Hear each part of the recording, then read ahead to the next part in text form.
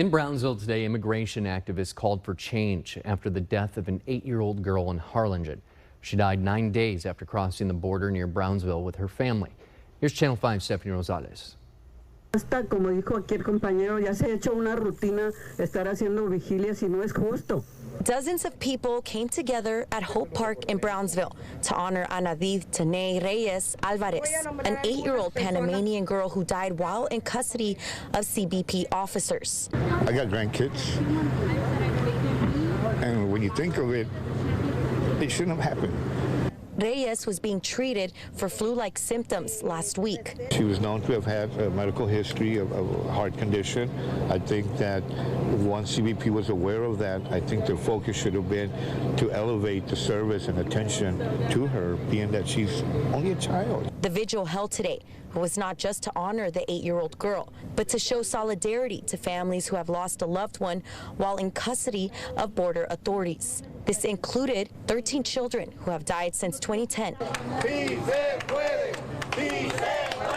Shouts were heard of supporters from ACLU, Arise Lupe, and Border Workers United. It's this cycle of these things happening and happening and happening again. Sanchez also believes this death could have been prevented because the mom had asked for medical treatment for her daughter. This belief was echoed by several other participants at today's vigil. Sometimes we want to think that they're given the right care, the right protection, but then at times when things like this happen, you tend to question that.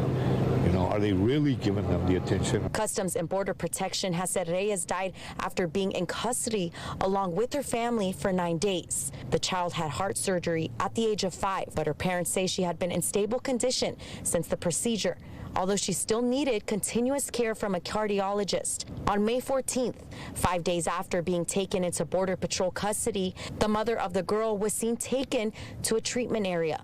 She had complained of abdominal pain, nasal congestion, and cough. She had tested positive for influenza A. Reyes was given different medication to help with her symptoms.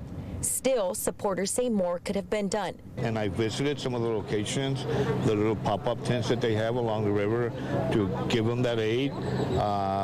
The facilities that they have inside those detention centers are good, but in cases like this, I think CBP should have gone a little bit farther.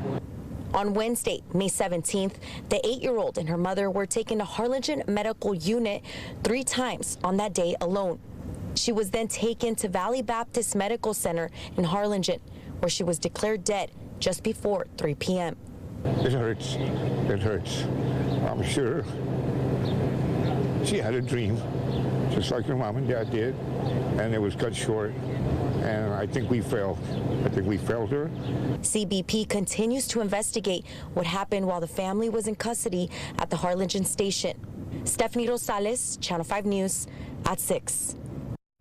We have reached out to Cameron County's pathologist to get more details on the autopsy. We'll let you know what we find out when we hear back.